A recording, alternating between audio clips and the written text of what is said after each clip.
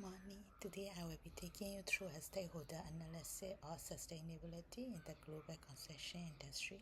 We will uncover a hidden crisis, meet the key players, and explore a roadmap for building a more resilient future. Look around you. Every building, every road, every bridge is a testament to the work of a construction industry, a cornerstone of our global economy. But this progress came at a steep cost. The industry is one of the world's largest consumers of raw materials and top contributor to carbon emission. The core sustainability challenge we face today is embodied carbon, the emission locked into a building before it even opens its doors. This accounts for nearly half of a new building to take carbon footprint. Why should this matter to global business? It's simple. It represents massive regulatory, investor and supply chain risk, but also a tremendous opportunity for innovation. So what exactly is embodied carbon? It's the sum of all greenhouse gas emissions from manufacturing material like steel and concrete, transporting them and constructing the building.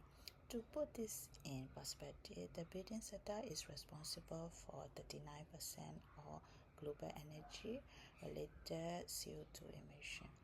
11% of that is purely from embodied carbon. Concrete alone is responsible for about 8% of global CO2 emission. That is more than the entire aviation industry. This issue sits at the head of the global framework like the UN Sustainable Development Goals and is a critical metric for ESG investors. It is quite literally the invisible foundation of our climate crisis. To understand this problem, we need to see how it connects our ecological, economic, and social system. Let's follow the life cycle of a building. It starts with resource extraction, mining, and logging that cause ecological habitat loss. This feeds into material production where high emission create ecological harm and economic activity. Then comes construction, which generates social impact like noise and death for local community. Once built, the building operation creates ongoing social and economic impact through utility costs and resident health. Finally, demolition and waste lead to ecological damage from landfills and economic cost for disposal, but also an opportunity if we close the loop through recycling. As this flowchart shows, these three systems are linked. You cannot solve a problem in one without addressing the others. Now let's meet the key player in this system. We have four main stakeholder groups. First, government and regulators, who have high influence through building codes and climate policy. Second, investors and shareholders, who also have high influence by controlling the capital and demanding the strong ESG performance.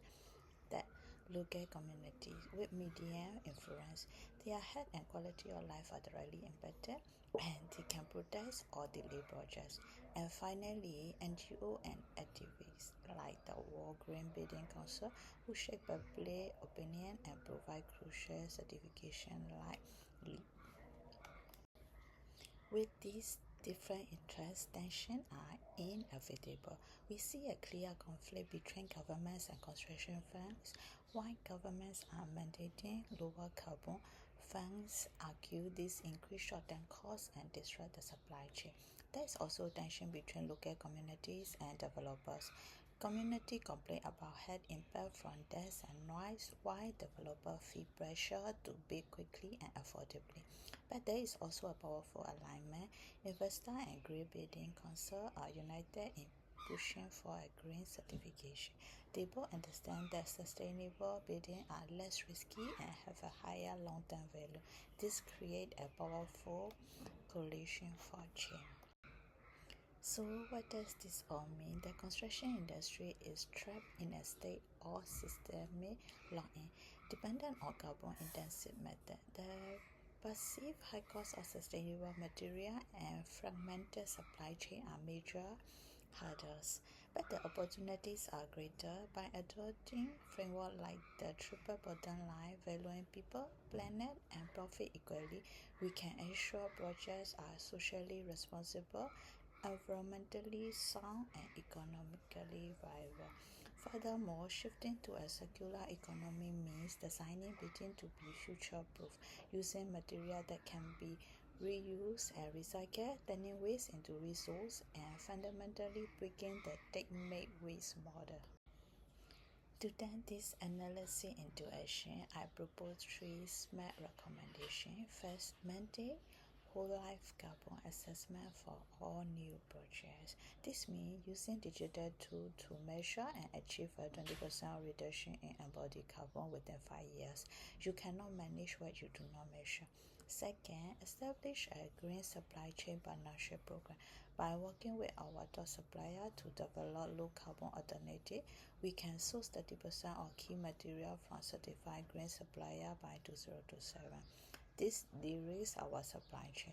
And then implement a design for deconstruction protocol. By designing buildings so that they can be taken back like Lego, we can increase material reuse from less than 5% to 50% by 2028.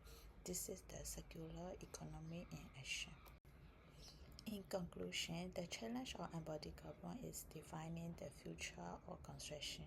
By understanding our interconnected system and engaging our stakeholders strategically, we can transform this risk into an opportunity. Sustainability is not a cost, it is the ultimate value driver. As we look to the future, we must remember we must build not for our time but for all the time. The decision we make in our foundation, our walls, and our roofs today will shape the planet for generations to come. Thank you so much.